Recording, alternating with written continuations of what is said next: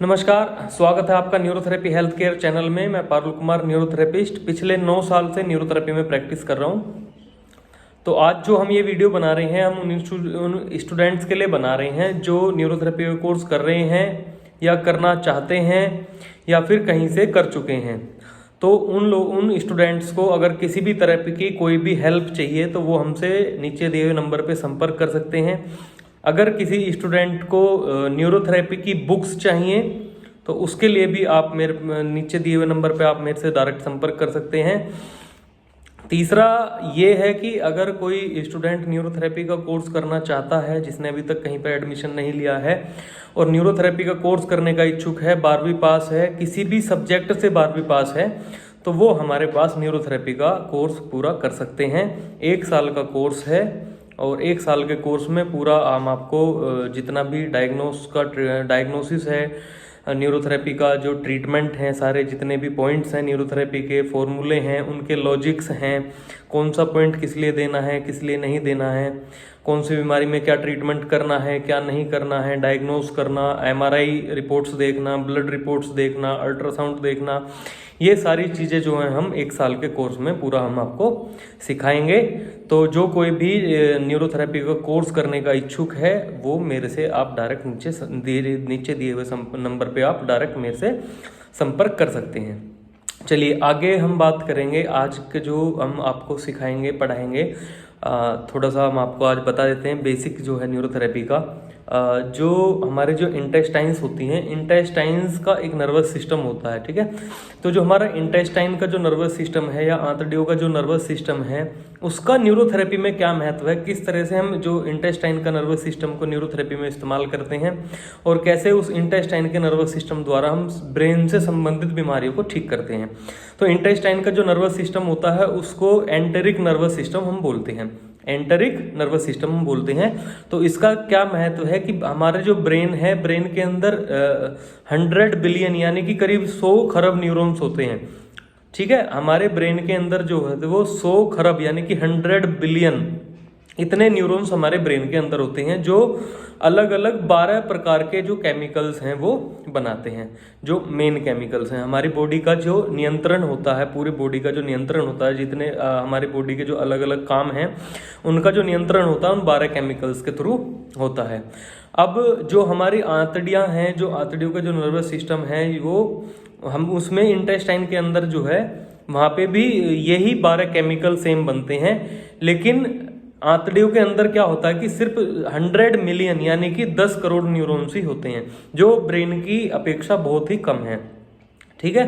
तो ब्रेन में होते हैं कितने, 100 खरब न्यूरॉन्स होते हैं, 100 बिलियन। और जो इंटेस्टाइन्स हैं, इंटेस्टाइन के अंदर जो है आपके 100 मिलियन यानी कि केवल 10 करोड़ न्यूरॉन्स होते हैं।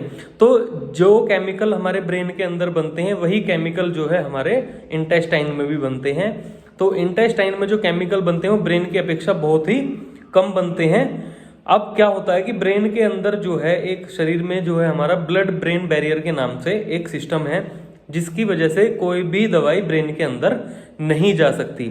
सिर्फ जो हमारे शरीर के जो केमिकल्स जो अंदर ही बनते हैं वही ब्रेन के अंदर जा सकते हैं, या फिर जो नशे की जो दवाइयाँ होती हैं या नशीली जो चीज़ें हम वस्तुएं हम खाते हैं, ग्रहण करते हैं, सिर्फ वो हमारे ब्रेन के अंदर जा सकती हैं। बाहर से कोई भी दवाई केमिकल बनाने वाली हमारे शरीर के अंदर नहीं जा सकती, ठीक है। अब अगर कोई भी दवाई अगर हमारे शरीर के जो ब्रेन का जो नर्वस सिस्टम है, अगर उसमें कुछ भी दिक्कत आती है, कहीं भी कोई भी प्रॉब्लम होती है, तो हम क्या करते हैं कि जो अब देखिए ब्रेन से तो सिस्टम खराब हो चुका है, ब्रेन में तो वो केमिकल नहीं बनेगा।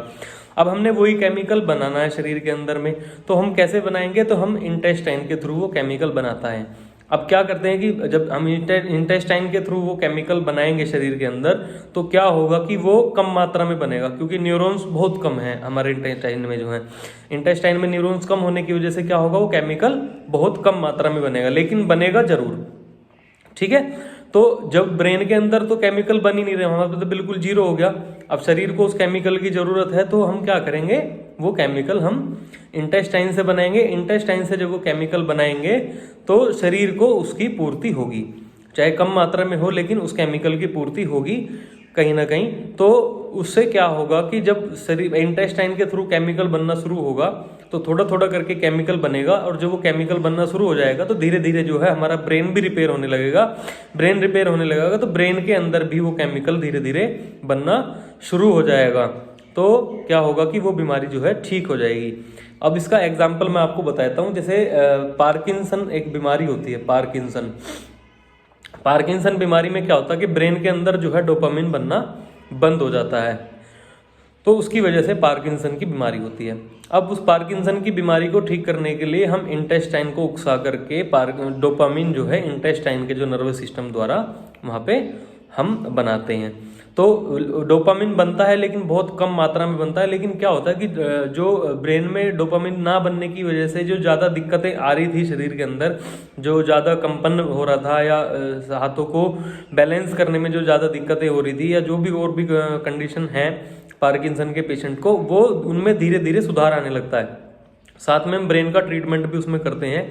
तो उससे क्या होता है कि धीरे धीरे ब्रेन भी रिपेयर हो जाता है, तो ब्रेन में भी डोपामिन बनना शुरू हो जाता है। लेकिन तब तक जो है हम इंटेस्टाइन के थ्रू भी डोपामिन बनाते रहते हैं। तो उससे क्या होता है कि कुछ जो है डोपामिन वो इंटेस्टाइन के नर्वस सिस्टम द्वारा बनता है, साथ में ब्रेन भी रिपेयर होता है। तो धीरे धीरे क्या होता है कि पेशेंट की जो पार्किंसन की समस्या है वो धीरे धीरे बिल्कुल ठीक हो जाती है।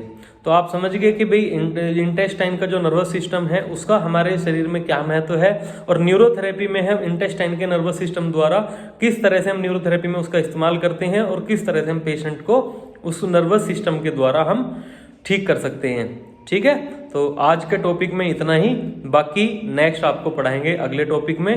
तब तक के लिए नमस्कार। और जो कोई भी न्यूरोथेरेपी का कोर्स करना चाहते हैं, किसी को बुक्स की आवश्यकता है या कोई अपने पेशेंट का डायग्नोस कराना चाहते हैं, MRI वगैरह भेज के या अल्ट्रासाउंड भेज के किसी पेशेंट का डायग्नोस कराना चाहते हैं, तो मेरा नंबर नीचे दिया हुआ है। ये मेरा व्हाट्सअप नंबर भी है और मेरा कॉलिंग नंबर भी यही है।